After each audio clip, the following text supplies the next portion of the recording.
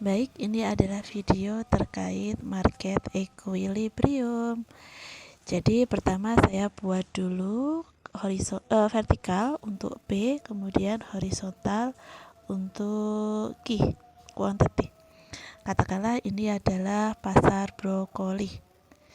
Harganya ini dalam rupiah, ini nggak mungkin satu ya, jadi anggap ini adalah 10.000, jadi nolnya ada 4, jadi ini ada 1, 2, 3, 4, dan 50.000. Kemudian untuk kuantitinya ini adalah dalam kilogram ya, 1000 kilo dan seterusnya. Saya tulis di sini kurang panjang ya, ini 4, ini 5. Oke.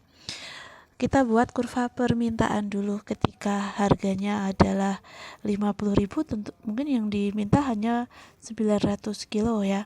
Kemudian kalau harganya murah, yang diminta adalah sampai 4.000 kilo. Jadi saya buat ini kurva D-nya. Bagaimana dengan kurva S-nya atau supply-nya? Supply-nya atau penawarannya ketika harga 8.000 ya, 8.000 di sini. Mungkin yang diminta adalah 800 kilo. Jadi ini naik begini, ini adalah kurva S-nya. Sebagai seorang produsen atau supplier, tentu ketika harganya rendah, maka si supplier ini nggak mau memberikan kuantitas yang disuplai itu banyak. Mungkin dia hanya ini mau 1.000. Jadi ketika harganya adalah katakanlah 10.000, maka kuantiti yang disuplai itu hanya 1.000 gitu ya. Ini kondisi yang pertama, 1.000 kilo. Padahal yang di demand berapa? Yang di demanded, yang diminta itu sampai 4 ya ini ya. Jadi 4.000 kilo. Nah, kondisi ini yang kita sebut dengan shortage. Jadi memicu shortage.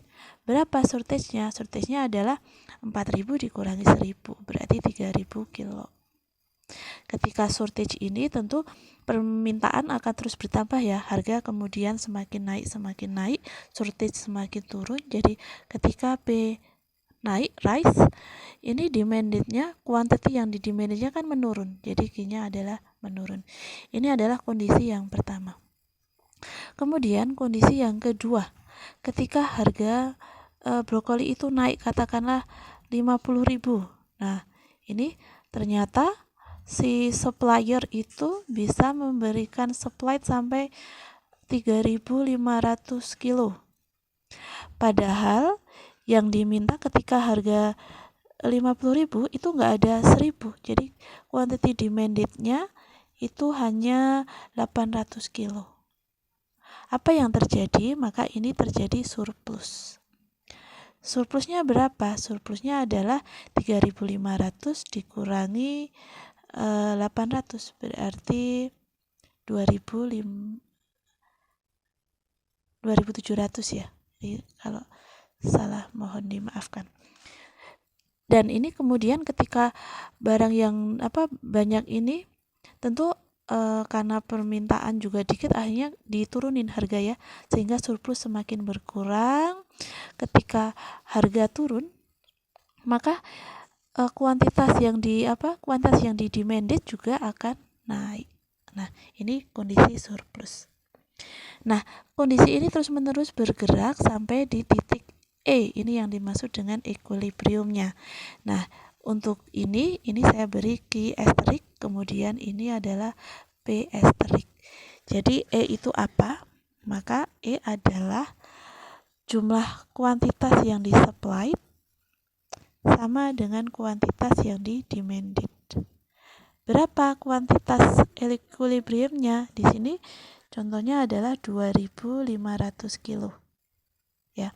Bagaimana dengan price-nya? Price equilibriumnya. Price-nya adalah katakanlah ini 28.000 ya. 28.000. Baik, ini yang dari tadi kita bicara terkait equilibrium pasar. Terima kasih.